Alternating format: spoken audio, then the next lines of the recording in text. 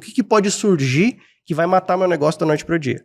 Né? Sempre olhando para esse terceiro ponto, foi que a gente conseguiu crescendo, e ao longo do tempo a gente estava sempre nos top 5 das principais startups de tecnologia industrial aqui no Brasil.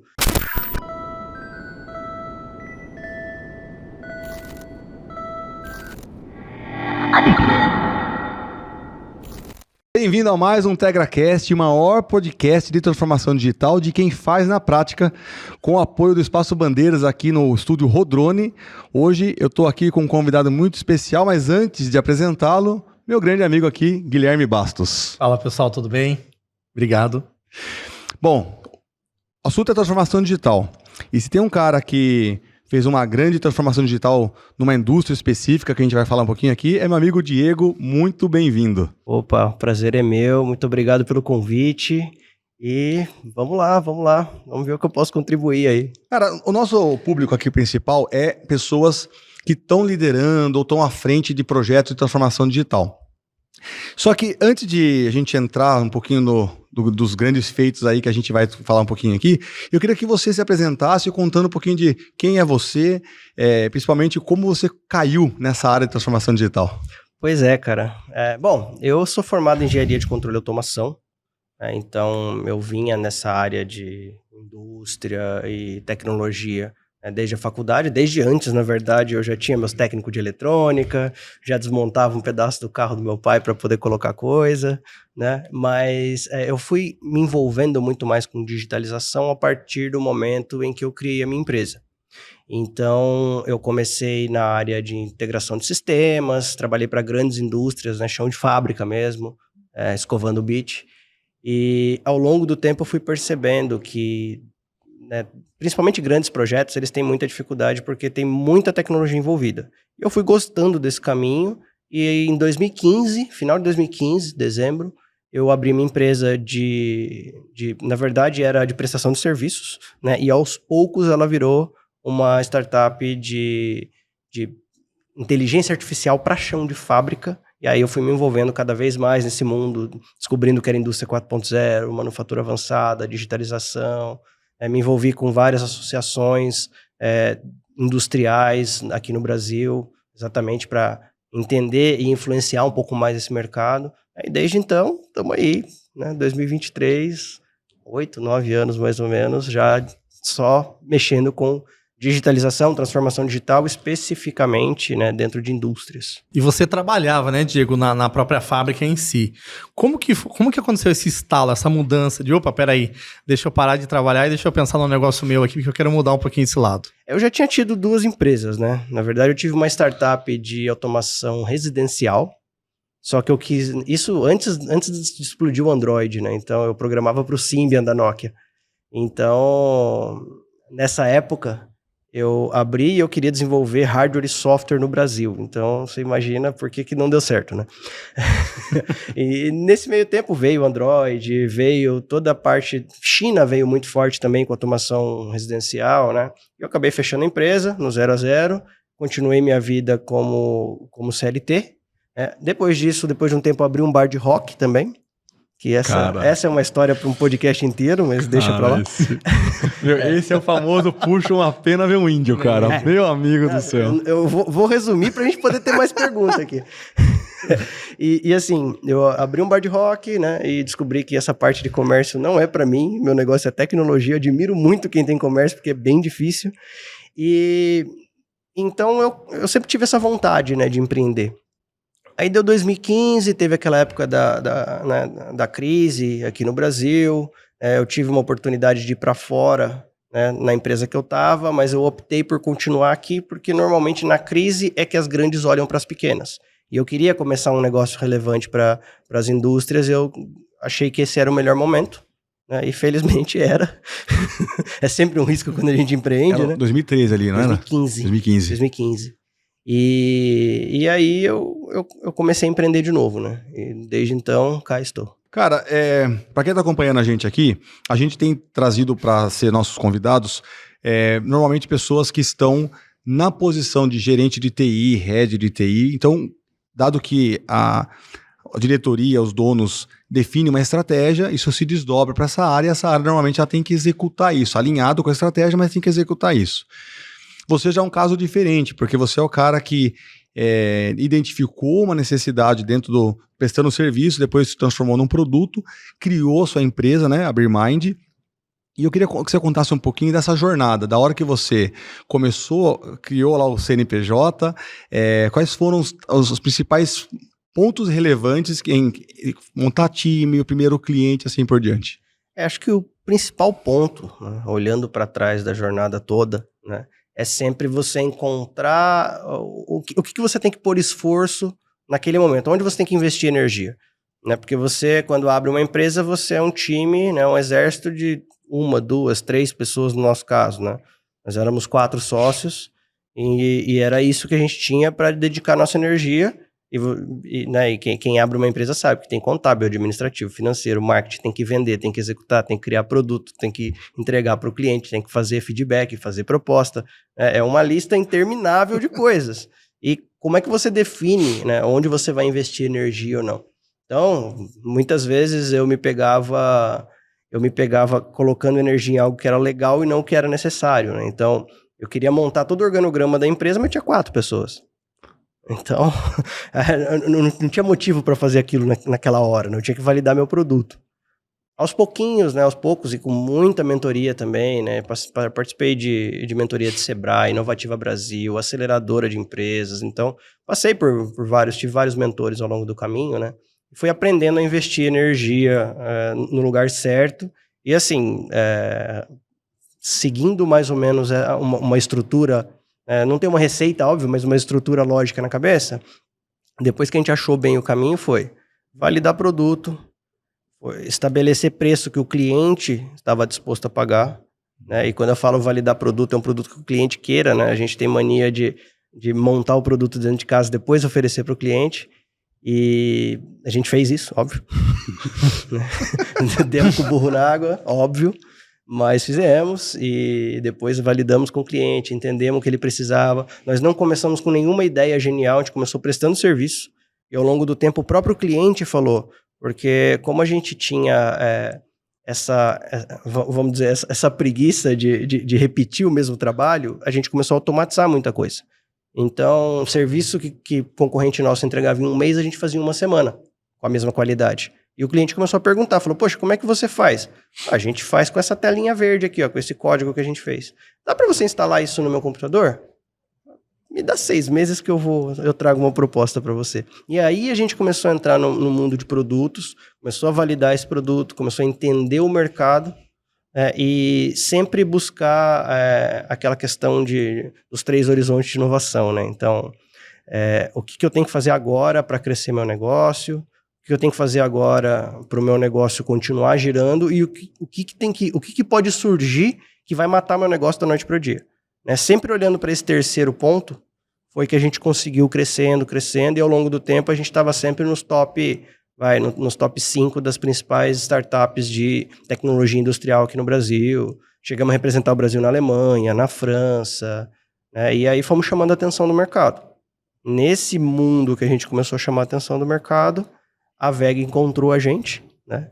E para quem não conhece, a VEG SA é uma gigante multinacional na área industrial, né? Brasileira, dispensa apresentações para quem é dessa área. E eles procuraram a gente, acabamos, né, passando por um M&A com eles adquiriram 51%. Aprendi muito sobre governança nesse meio tempo, sobre estratégia, sobre financeiro. E agora, no meio de 2023, eles executaram a compra de 100%. Né? Então, esses foram basicamente os milestones de 8 anos de história. É que você deu uma boa resumida e você também contou o sonho de praticamente todo mundo que empreende no Brasil, né, cara? Que é assim, como é que eu faço uma empresa, como é que eu valido um produto, como é que eu gero escala, como é que eu gero interesse e depois eu vendo, né? É o resumo do sonho. Mas fala um pouquinho, porque assim, para você chegar nesse fator sucesso, vamos dizer assim, deu muita coisa errada, né? Oh. Conta um pouquinho pra gente desses cases, aquilo que fez você, na verdade, perceber que, na verdade, não era errado, mas era uma fase de aprendizagem, né? Alguma coisa assim. A fase, na verdade, quem trabalha com tecnologia de ponta, né, com deep tech, a fase de aprendizado ela não acaba. Você tem que ter agilidade para ir se adaptando, né? Então, eu e os meus sócios, a gente brinca muito que o que fez a gente dar certo foi sorte, que é a mistura de oportunidade com preparo, né? A gente estava ali se preparando, sempre tentando se adaptar ao mercado, mas se não aparecesse a oportunidade também, se a gente não tivesse num momento em que o timing era certo, dificilmente a gente ia conseguir juntar as duas coisas e concluir essa jornada toda. Então, por exemplo, a gente começou, né, com prestação de serviços, e aí aos poucos nós descobrimos esse produto. Aí nós falamos, poxa, era um sintonizador de malha de controle. O que esse negócio faz? Imagina que você tem um forno que precisa, na sua casa mesmo, você precisa gastar o mínimo de gás possível para poder fazer a comida que você tem que fazer. Só que o forno vai envelhecendo e ele vai piorando, né? Ele vai gastando mais gás. O que a gente fez foi um software para deixar esse consumo sempre otimizado, né? E nós vendemos para um cliente, achamos super legal, falou, poxa, né? Achamos o nosso caminho. Enquadramos a primeira nota fiscal lá, só que esse cliente ele não era a média do mercado, né? Ele era um cliente que já tinha infraestrutura de nuvem, tinha dados na internet, tinha toda a cibersegurança, tudo conectado, o sensor lá da ponta vinha dado para o servidor dele, né? E a gente achou que a gente ia encontrar isso. Então passamos um tempão montando um produto, né, preparado para nuvem, né, para funcionar tudo na internet, com inteligência artificial. Quando a gente chegou para oferecer para o cliente 2, o cliente 2 estava anotando tudo em papel. Lá dentro de casa a gente chama isso daí de mosca branca do olho azul. Então você acertou a mosca branca de olho azul no primeiro cliente e achou que o padrão ia acontecer, né? Normal. Exatamente. Eu tomei como padrão o que era, na verdade, né, o ponto fora da curva. E aí quando a gente começou a apresentar para os clientes, a gente começou a ver que o nosso discurso estava fora do eixo, porque o cliente falava, é lindo, eu resolvo todos os seus problemas, se os seus dados estiverem na internet. Eu falei, então, meu dado está na prancheta. Como é que eu saio da prancheta e vou para a internet? E isso é o problema, quando a gente começou a ir para fora, inclusive, né, é o problema de 70%, 80% das fábricas do mundo inteiro. Não é só no Brasil. Ou a infraestrutura, ela está muito em papel e caneta, né? Ou ela está muito em silos digitais, então está tudo dividido, o dado daqui não fala com o dado daqui, não fala com o dado de lá, então é muito legal a gente falar que a gente tem um produto que resolve todos os problemas, só que a base não estava feita, né? Então esse foi o principal percalço nosso. Por quê? Porque daí volta tudo para a prancheta. Ele fala, agora é só repaginar o produto para funcionar sem internet. Cara, quem trabalha com a parte técnica sabe a dificuldade que é. Então, tem que mudar a linguagem, porque, primeiro, a gente programava em Python. Python é uma programação legal para data science e tudo mais. Só que ela é interpretada, a gente precisava de algo compilado para ter performance, né, sem internet, para funcionar num hardware de baixo custo, porque ninguém queria pagar caro num PC industrial, e para proteger a propriedade intelectual, né? Então, muda a linguagem de programação. Tá, mas todos os programadores que a gente contratou não falam essa linguagem de programação. E agora? Como é que a gente refaz isso? Como é que a gente explica isso para o nosso time de programação, né? Então, esse foi um dos problemas, né? O que vocês adotaram na mudança? Na mudança, a gente foi para Go, que é a linguagem do Google, né? A Golang. Que ela é de alta performance, ela é compilada, ela é meio que um concorrente do C#, do C++. Tiveram que aprender a fazer na hora, porque não tem gente no mercado, né? Tem muito pouco. É uma comunidade relativamente grande, mas assim, difícil você achar alguém desempregado em Go. Então a gente teve que formar na base. E muito assim, não adiantava só programar, porque o cara tinha que conhecer o dia a dia da indústria. Então, uma coisa é você fazer um código, né, e você saber que compilou, não rodou, tem algum bug, ok, vamos consertar o bug. Na fábrica as coisas normalmente explodem, então a gente não pode correr esse risco.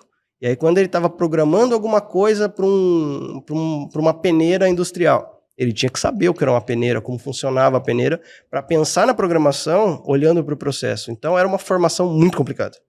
A gente teve que formar muita gente na base, né?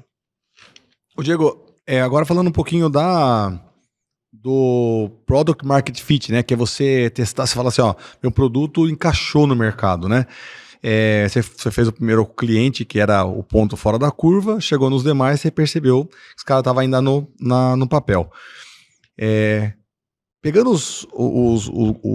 assim, a massa de clientes, como é que você despertava a consciência dele e falava, cara, ó, esse problema seu aí é um problema grande. Como é que você construía essa consciência nele? E como é que você caminhava até conseguir vender, depois ele mostrar para ele, ó, tá vendo aquele investimento, valeu a pena ter feito. Como é que foi essa construção de mostrar o valor para o cliente? Isso é um trabalho que demora alguns anos, né?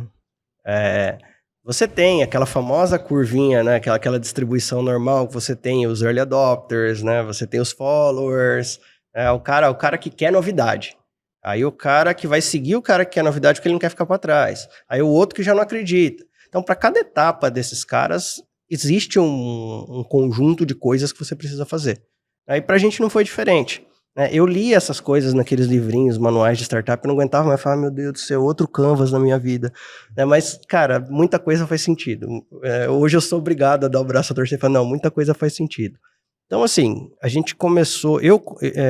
na verdade, os meus sócios, né? Um cuidava muito da parte administrativa e financeira, o outro cuidava da parte de engenharia, que era traduzir o que a gente fez de código para o mundo industrial, o outro cuidava de desenvolvimento, de construir realmente o código, e eu cuidava da parte comercial, da parte de estratégia. Então eu fui muito, e aí devo muito a alguns mentores na minha vida que eu perguntava, poxa, onde é que eu acho o meu cliente? Cadê esse tomador de decisão? E é engraçado porque normalmente o meu cliente é o gerente de TI, é o diretor da fábrica, né? É o pessoal que vem aqui normalmente. E eu comecei a ir muito para associações, Câmara de Comércio, associações industriais, a BIMAC, por exemplo. Hoje eu sou vice-presidente do grupo da Câmara Setorial de Manufatura Avançada e Digitalização. Por quê? Porque eu me envolvi lá no comecinho já para tentar formar essa opinião. E muito naquele trabalho na verdade, não de tentar explicar para eles o que era Indústria 4.0, o que era digitalização, porque 2015 estava no começo ainda, né? Startup industrial dava para contar no dedo. Mas muito de plantar essa dúvida neles de, será que o caminho que você está escolhendo para ser digital é o melhor caminho? Será que ser a empresa mais eficiente de produzir carburador é a melhor estratégia hoje, se todo mundo está na injeção elétrica? Eletrônica. Então, são esses os pontos, que a gente levantava. Por quê? Porque o cara que está ali no primeiro patamar, de early adopter, ele precisa ser desafiado, ele gosta de desafiar. Então, na verdade, o que ele quer trabalhar beleza, eu tenho o que funciona hoje na minha vida, mas eu quero novidade. Mas que novidade que eu quero? Então, o primeiro trabalho que a gente fez foi de gerar essa dúvida para o pessoal. Qual que é o caminho que você quer seguir? Que caminho você está seguindo e realmente ele é o melhor ou não? E aí para os followers, que aí já é um pessoal um grupo maior, mas é um pessoal um pouco mais cético, vamos dizer, em relação às novidades, eu participei de muito evento. Então eu tenho uma caixa desse tamanho assim, só de crachá de evento, que eu participei. Por quê? A minha estratégia não interessava aonde o cliente olhasse, ele ia ver a Beermind. Então a gente participava e ganhava na maioria, óbvio que só aparece, se você procurar no nosso Facebook, nosso LinkedIn, só vai aparecer o que a gente ganhou, né? Infelizmente a gente perdeu esse, não, a gente não postava, mas a gente perdeu bastante também.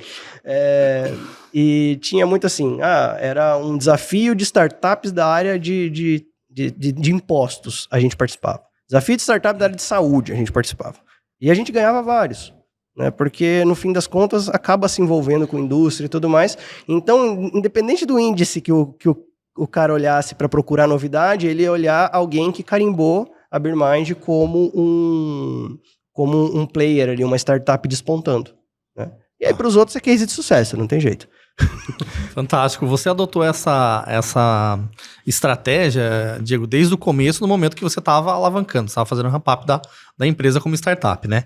Hoje, que você já está consolidado no mercado, que você já tem um produto que você aposta, que você sabe que dá certo, você mantém essa estratégia ou você focou agora um pouco mais? Não, tem que mudar. Tem que mudar principalmente porque a equipe começa a ficar grande. Então, existem tickets que já não encaixam mais. Então, a gente começou a fatiar, por exemplo, o nosso approach de mercado.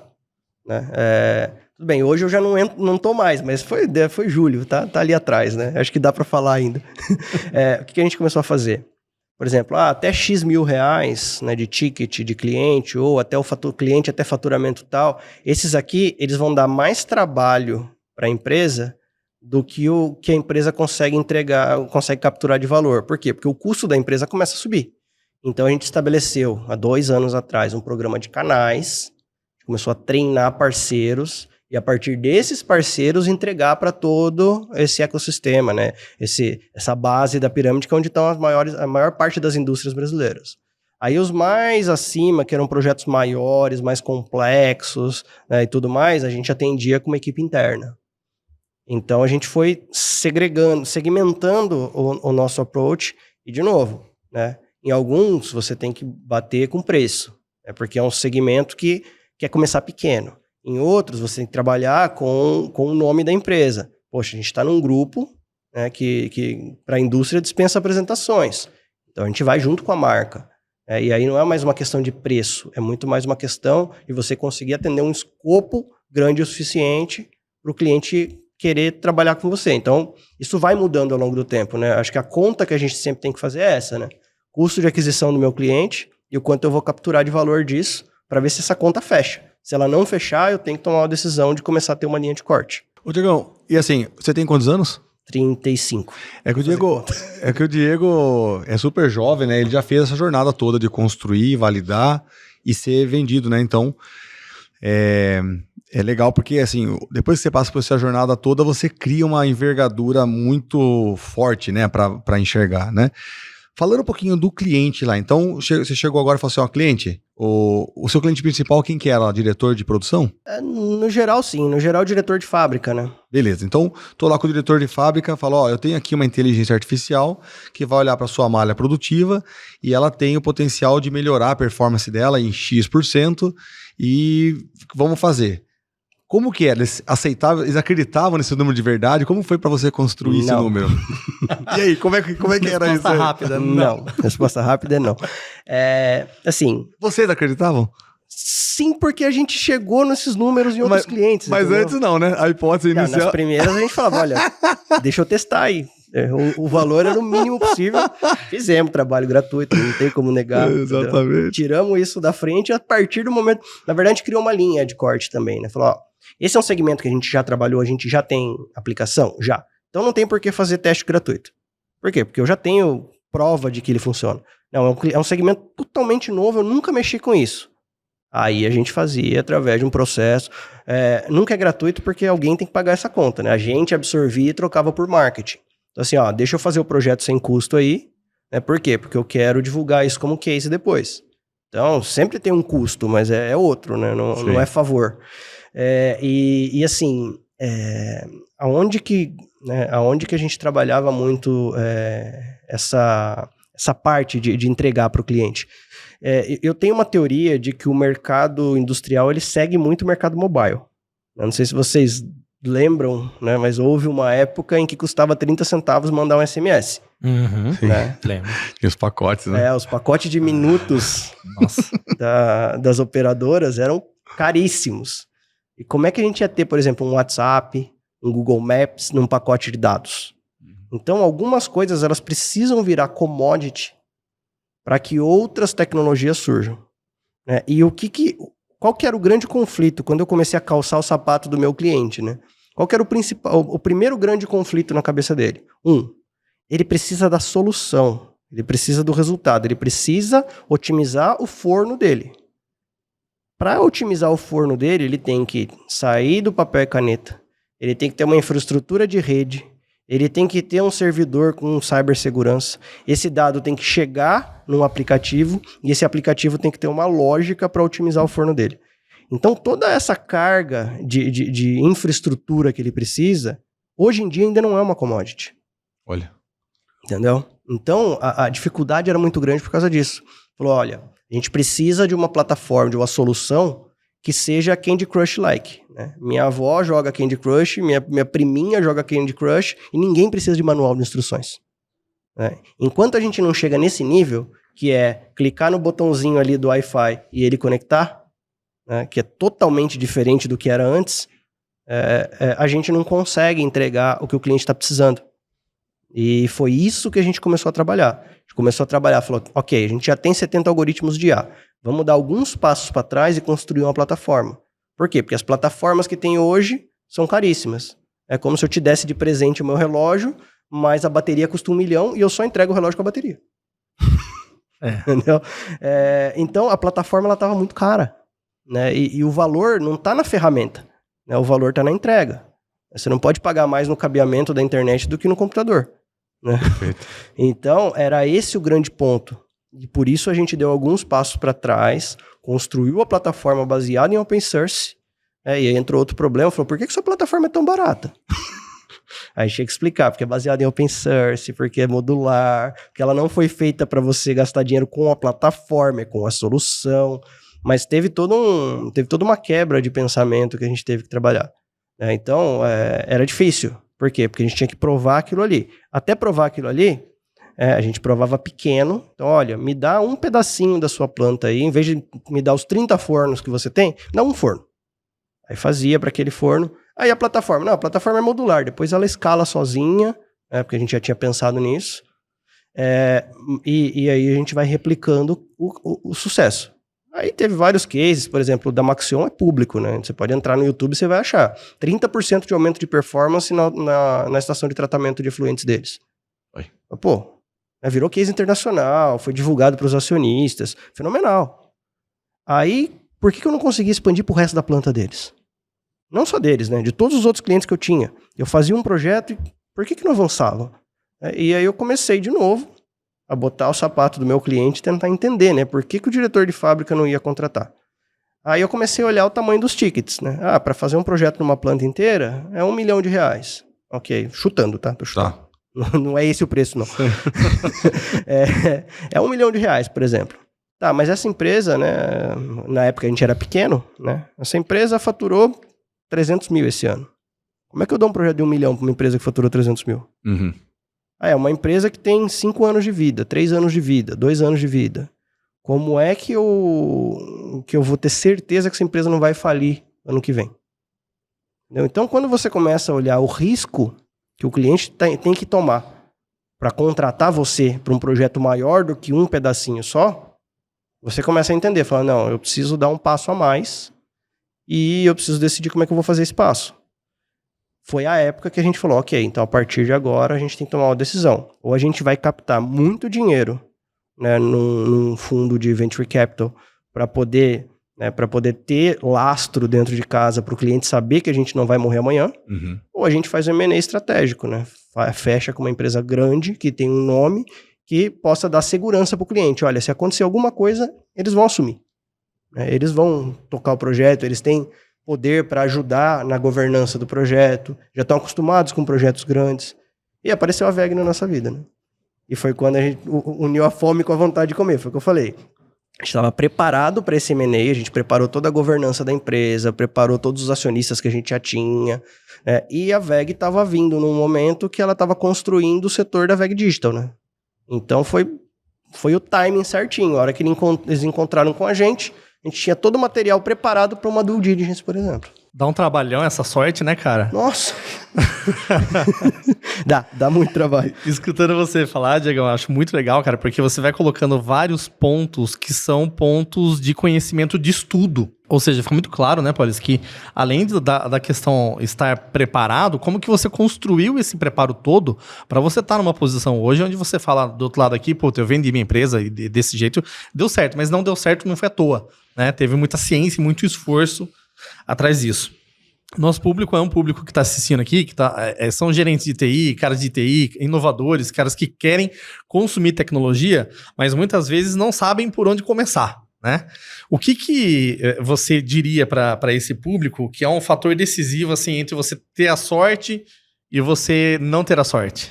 Eu acho que o que está dentro do nosso controle, né, é o preparo. Então...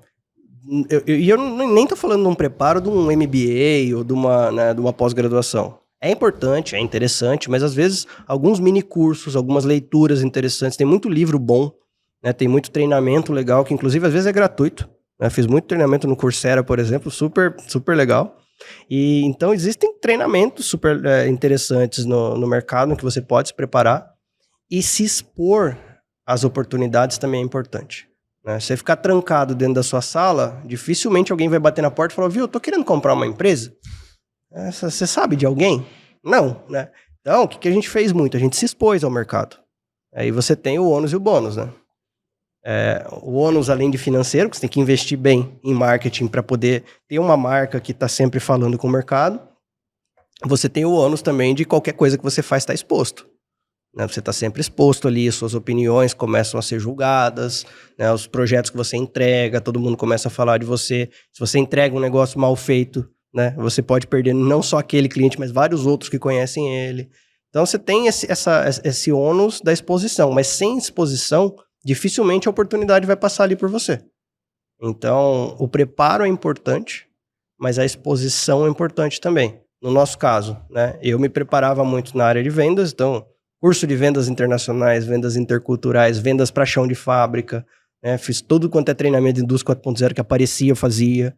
Me envolvi muito, né, nas associações para ter um lugar de voz que fizesse as pessoas pensar para ter relevância. A gente vê muito, inclusive foi um treinamento, eu estou tentando lembrar, acho que foi da BDI que eu participei recentemente, que ia ter um projeto internacional, e um dos caras lá do Vale do Silício fez uma palestra muito legal que ele falou hoje que todo mundo está naquele marketing digital, né, que toda hora alguém é bombardeado com um e-mail ou alguma coisa no YouTube, né, ou no LinkedIn falando de, você tem esse problema, não sei o quê. A tua marca tem que chegar antes da tua divulgação de AdWords, entendeu? Então, o fato de você ter um lugar de voz, produzir conteúdo de qualidade, ajuda bastante, porque você tem que estudar para produzir coisa de qualidade. Né? E aí você acaba virando relevante no mercado, se posicionando. E quando você tem essa exposição, aí, cara, aí é rezar pra aparecer, não tem o que fazer, porque daí foge do nosso controle, né? Aí é contar um pouco a sorte de verdade. Não tem jeito, não dá pra falar que é 100%, não, se você se preparar 100%, garantido. Você vai... Não vai. Não vai, porque pode ser que não passe nada na tua porta. Diego, agora, cara, uma coisa que a gente, ao longo dessa sua jornada, a gente se falava de tempos em tempos, e eu percebi, assim, de longe, grandes mudanças, em especial na sua posição frente ao negócio. Então, no primeiro momento era muito conseguir os primeiros clientes, validar o processo, depois você tinha que levantar dinheiro, aí você arrumou os primeiros investidores, e aí na primeira fase de aquisição, né, na primeira pernada de M&A, eu vi que você mudou muito a questão da gestão por dados. Você começou a ficar bem gerencial no sentido de olhar para os dados, ter metas. Conta um pouquinho, por favor, assim, dessa questão da governança em si, os principais desafios, os pontos-chave assim, para você conseguir levar para o patamar de venda uma empresa. Eu acho que os principais pontos, né? Acho que o principal ponto, na verdade, é a questão dos indicadores que você escolhe.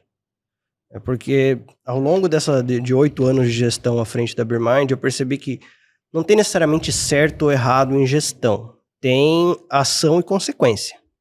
Se você define determinado indicador para medir a tua equipe, você vai gerar determinados comportamentos. Então, por exemplo, se preencher o CRM é o seu principal indicador ao invés de executar a venda, o teu vendedor vai ficar muito mais focado em preencher o CRM do que em executar uma venda. Se executar uma venda com lucro é mais importante do que simplesmente executar uma venda, entendeu? O seu vendedor vai se tornar um cara muito mais financeiro, muito mais analítico. Então, dependendo do indicador que você escolhe, e para cada etapa da empresa você tem indicadores diferentes, você vai ter um comportamento diferente. E aí definir, né, o que era indicador de esforço e indicador de resultado também ajuda bastante, né? Você vai daqui para São Paulo, o indicador de resultado é a distância entre o seu carro e São Paulo. Né? O combustível no tanque é o esforço, né? Quanto que ele faz por litro. Quanto que ele faz por litro não necessariamente vai te deixar mais perto de São Paulo. Mas é um indicador que você precisa saber do esforço também.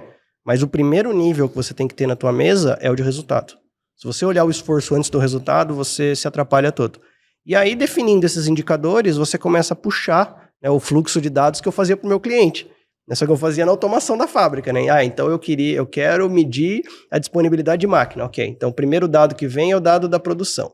Segundo dado vai vir o dado dessa máquina, se ela está ligada ou desligada. Terceiro dado é o dado da temperatura da máquina para ver se ela vai superaquecer ou não. E assim a gente montava, né, o indicador para o nosso cliente. Mesma coisa para dentro da empresa. Qual é o indicador que eu preciso? Lucratividade.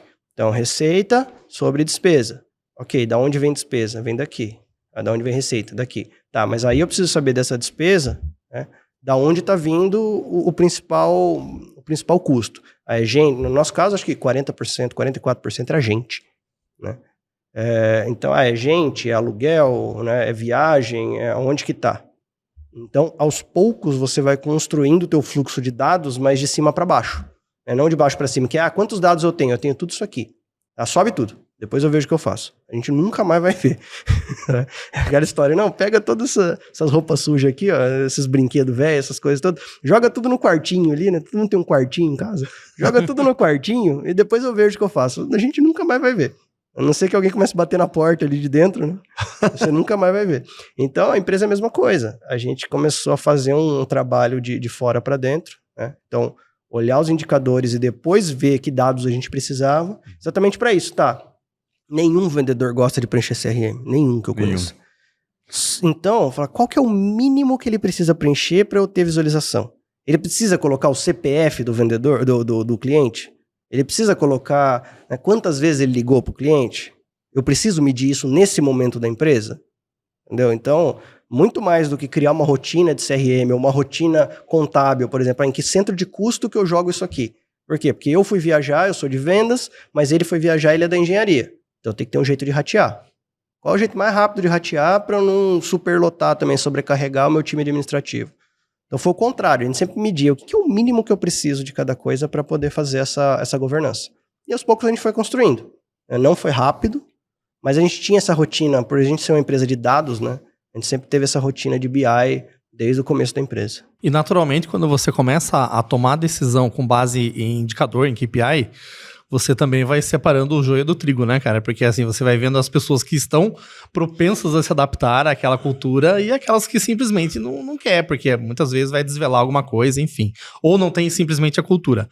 No dia a dia, né, com a gestão da tua equipe, que necessariamente é uma equipe muito técnica, né, que trabalha muito com techniquez, como que foi trabalhar essas pessoas, a mente delas, para que elas vissem isso da melhor forma possível? Na verdade, a gente adotou, né, desde o começo não, mas assim, a partir do momento que a gente começou a perceber isso, quando eu tinha, sei lá, 5, 7 pessoas no time, não tinha tanta necessidade, que era todo mundo numa mesa, né? Um pouquinho maior que essa aqui. Não tinha muito espaço, não. Para 10 pessoas era pouco, né? Então a gente se juntava ali, se apertava e um conversava com o outro, sabia o que estava fazendo, sabia por que o outro estava pedindo aquele dado. Conforme vai crescendo o time, né? E quando eu vendi agora a Bermind, acho que tinha 32 pessoas, já começa a ter um distanciamento maior, porque eram 4 salas, já era todo mundo separado, né, não tinha uma pessoa, acho que talvez só eu, né, que tinha a visão de todos os indicadores. Então a gente começou a criar uma reunião periódica, onde os líderes prestavam conta para a equipe. Então é uma questão de transparência, óbvio, não dá para falar tudo e nem precisa falar tudo, né? Mas minimamente explicar, pessoal, olha, você está fazendo esse trabalho aqui de apontar a hora no projeto, né, no seu dia a dia, por quê? Olha aqui o indicador que eu tenho. Esses projetos foram lucrativos, esses aqui não foram. Esses aqui não foram por causa desses tipos de tarefas aqui. Ou seja, vendas agora está olhando se precisa aumentar o número de horas ou se a gente escorregou em alguma coisa ou se falta uma documentação. É assim que a gente vai ser lucrativo. Para quê? Para ter participação depois nos lucros, para aumentar salário. Né? A empresa tem que entrar mais dinheiro do que sai. Então a gente deixava muito isso, né, a mostra para o time, mostrava para eles, falava, olha, é isso que a gente está fazendo, é por isso que a gente pede isso. Para eles terem noção ali por que aquilo estava acontecendo. Cara, isso não deixa de ser disruptivo, né? Porque normalmente o que a gente vê é o contrário. É o time tendo que justificar as coisas. Aqui não, você colocou a liderança explicando pro time para que faça sentido para eles o que eles estão fazendo no dia a dia. Lógico, eu sempre penso assim, de quem que é a responsabilidade do número, né? Sim, se a empresa falir, né? Quem que vai sofrer? Sou eu ou é o time? Então quem que tem que se virar? Eu ou o time? Então eu preciso engajar meu time, porque, de novo, primeiro que é humanamente impossível tocar, né, uma empresa desse tamanho sozinho. Né? Por mais que você fosse o super-homem, né, você não vai conseguir tocar uma empresa desse tamanho sozinho. E segundo, porque quando você contrata cabeça, quando você não contrata braço, né, as cabeças questionam, elas pensam. elas gostam de se engajar nas decisões. E quando você opta por contratar cabeças, você tem que trazer ela para dentro do racional da coisa. Né? Um colaborador que seja inteligente, vai querer saber por que ele está fazendo aquilo. Né? Caso contrário, ele vai para outra empresa fazer alguma coisa mais fácil e ganhar a mesma coisa, às vezes o dobro. É na tecnologia ainda, né? Pois é, hoje em dia tá terrível. Então, o cara precisa saber o que ele tá fazendo. A gente fazia questão, poxa, fizemos um projeto na siderúrgica, tirou 8% de consumo de carvão no forno deles que otimizou. Ou isso representa 800 toneladas por ano de CO2 a menos na atmosfera. Foram vocês que fizeram. Parece, às vezes soa como demagogia, mas não é. É uma prestação de contas, entendeu? A gente tá mostrando pro time... E assim, tá sendo sincero com o time, mostrando pra eles, falar, gente, é por isso que vocês estão trabalhando aqui, entendeu? E eu, como gestor, preciso prestar essa conta pra vocês. Pra vocês entenderem por que eu tô pedindo tal coisa pra vocês. É por que eu pedi pro KM de viagem ser 0,82 centavos e não 1,30. E daqui 6 meses eu subi pra 1,40. Por quê? Entendeu? Da onde vem? Fica muito etéreo. Então é legal as pessoas entenderem o que está acontecendo? Falando agora de time, cultura, pessoas, quando você vem construindo, está na primeira fase, vamos dizer assim, ele está validando o produto, começando as primeiras vendas, é um perfil de time, né? Depois, quando você já entra naquela parte de começar a estruturar, parte de processos, parte de RH, é outro tipo de comunicação, de espírito de time. Nessa construção, quais foram os principais pontos, assim, falar, quando eu cheguei nesse ponto aqui, eu tive que montar um corpo de direção, de coordenadores. Conta um pouquinho dessa trajetória de estruturar o time a cada momento da jornada. Em algum dos estudos que eu fiz, né, que eu li, eu não lembro exatamente qual, mas eu vi que eles separam mais ou menos 2 tipos de profissionais, né?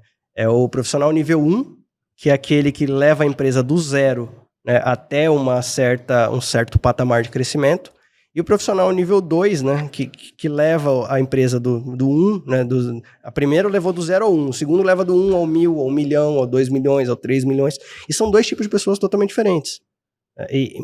E a gente sentiu isso.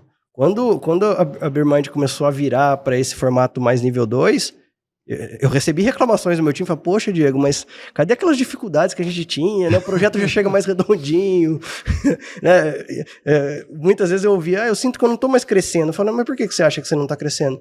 Não, porque os desafios hoje já não são mais tão desafiadores. Aí eu falava, porque né, agora a gente tem procedimento, tem política de viagem, a gente tem checklist de documentação de cliente, né? Então muda o formato, mas no começo, quando você tem essa fase de descoberta, é quase que mandatório você não ter tantos procedimentos, porque senão você se amarra e você não cresce. Então, até você achar o teu ponto ali e falar, beleza, eu sei que aqui, se eu botar 10, sai 10 mil, tá, então agora eu sei que eu estou entrando no nível 2. Até lá você precisa desse caos, porque cada projeto vem de um jeito, senão você acha que a mosca branca do olho azul é o padrão, e não é, né? Então, são 2 perfis diferentes, e a gente sentiu essa transição, né? A partir do momento que a gente começou... A gente fala, né, que a venda 1, né, era mais caótica. A venda 2, a venda 3, a venda 4, ela já começa a exigir um certo padrão que o cliente já espera de você. Então, conforme o cliente começa a recomprar, vários clientes começam a recomprar, você começa a ter que ter alguns processos dentro da empresa. E aí que você começa a ver que você está migrando para o nível 2. E eu tive que criar, porque eu sou muito nível 1. Eu gosto do negócio que, poxa, é defender pênalti. Tirar, né? do chão, né? Cara, eu não sei nem para onde ir nesse projeto aqui. Eu sei que eu tenho que ir.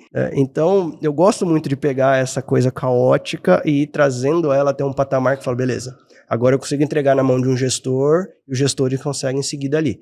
Então, eu cheguei nesse ponto, falei, poxa, beleza, eu preciso de procedimento, preciso de gente que vai cuidar de equipe, né? Preciso fazer processo seletivo, tem um monte de coisa que tem que fazer dentro da empresa, várias políticas, vários documentos. Aí eu comecei a construir essa média gestão, comecei a capacitar eles também, alguns eu trouxe do mercado, alguns eu subi do próprio time, porque eu tinha alguns conhecimentos que eu não tinha no time, eu precisava trazer do mercado. Então eu fui trazendo, fui misturando, exatamente porque se eu trago uma média gestão totalmente do mercado, eu mato a cultura da empresa, né? Mas também se eu só subo o time que está lá embaixo, às vezes eu não trago a skill que eu precisava. Então eu fui mesclando ao longo do tempo e fui construindo da melhor maneira possível uma média gestão, é que quando eu saí da Bermind, eles continuaram tocando a empresa como se nada tivesse acontecido. Entendeu? Porque a gente conseguiu construir essa máquina que ia girar e o Diego era basicamente alguém que guiava as estratégias de longo prazo, conversava com os investidores, né, que conversava com o mercado, mas não, assim, quando eu fiz a transição pro novo CEO também, né, já estava tudo redondinho ali, mais ou menos do jeito que precisava. E o legal que você tá falando aqui é o baseline, né, cara? O baseline, ele vai subindo. E chega uma hora que, assim, quando você tem algum repertório, o seu baseline tá lá embaixo, é fácil você sobressair, né? Porque você chega com uma ou duas ideias ali que todo mundo fala, que legal e tal, pá. Mas a hora que sobe o baseline, que é onde pega mesmo pra você ser diferenciado, né? Como é que você enxerga? Como é que você vislumbra daqui pra frente, sendo que você já tem essa passagem foi rápida, né? Você é um cara extremamente novo de tudo e já teve essa experiência. O que você tem aí pela frente que você mapeia, cara? Cara, eu vou começar outros ciclos de novo, assim, né? É isso que eu gosto do 0 ao 1, né? Então, eu abri uma empresa nova, já estou prestando algumas consultorias na parte de construção de produtos digitais, né, de digitalização. Eu tô junto com uma empresa grande do mercado nessa parte de tornar a digitalização uma commodity, que eu acredito muito, entendeu? A gente precisa de uma base que seja simples, né, de um smartphone para que a gente construa o app. Não adianta a indústria continuar na conexão de escada.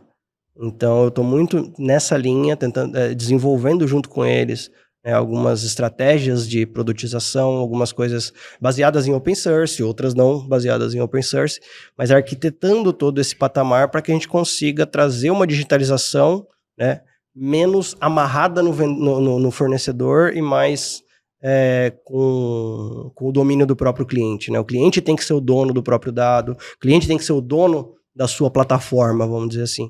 Os fornecedores, eles têm que ser fornecedores de app. Mas imagina se a operadora fosse dona do seu celular. Como já foi uma época. Já. Né? Verdade. Você não podia trocar de celular. Porque você perdia o benefício da operadora. E o mundo evoluiu. A gente tá nesse mundo hoje no mercado industrial, né? Você compra a plataforma é do fornecedor. E se você quiser usar, você tem que usar as ferramentas do fornecedor. Entendeu? Então, é uma evolução que eu acredito que é natural. A gente está passando pelos mesmos caminhos que o mercado mobile passou. Então, eu sempre falo, se quer olhar para o futuro da indústria, olha para o passado ou para o presente do celular. Diego, olha, assim, a gente percebe que os convidados que a gente traz aqui, cada vez mais vai levantando o nível do assunto, da conversa. Que bom que eu vim logo.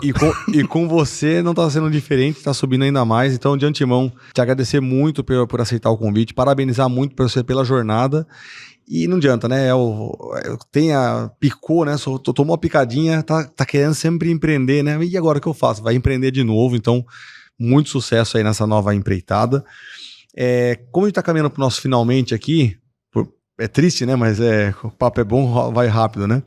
Eu queria que você trouxesse uma mensagem final aqui, especialmente para um Diego de 10 anos atrás, que é o nosso telespectador, trazendo para ele assim, cara, se você quiser fazer transformação digital, seja dentro da empresa ou fora da empresa, quais são as dicas que você dá para ele, diretamente para ele aqui, ó.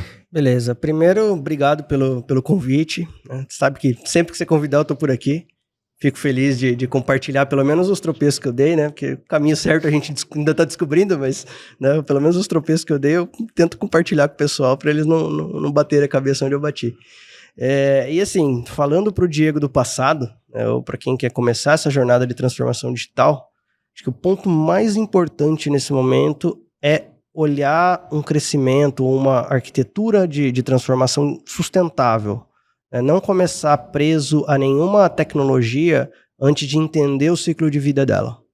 Antes de entender quem vai ter o domínio daquilo que é mais importante dentro do teu negócio, que é a tua propriedade de informação, né? Aquelas lógicas e os algoritmos e tudo mais que rodam dentro da sua empresa, que fazem a tua empresa funcionar, né? As coisas mais críticas dentro da empresa. Um CRM você terceiriza. Mas e o sistema que faz a lógica de controle do reator químico? Entendeu? Então, pensando em transformação digital, é olhar o ciclo de vida das tecnologias e como você mantém o controle sobre aquilo que é crítico para você. E aí sim evoluir numa estratégia de digitalização que seja perene, né? E não que você tenha que trocar daqui 2, 3 anos porque ficou preso num fornecedor que subiu o preço vezes 10. Guilherme, tá ficando melhor, cada dia é melhor o negócio. Cada dia é melhor, cara. A gente brinca que é uma aula, quem tá desse lado aí fala que não, mas cara, é uma aula. Informações importantíssimas compartilhadas aqui hoje. Meu amigo, obrigado, te agradecer muito pela presença aqui e principalmente a você, telespectador, que acompanhou a gente até aqui. Então, se você está aqui com a gente até agora, curte, comenta, ativa o sininho e principalmente coloca aqui quais são outros assuntos que você entende como relevantes e eu te vejo no próximo episódio.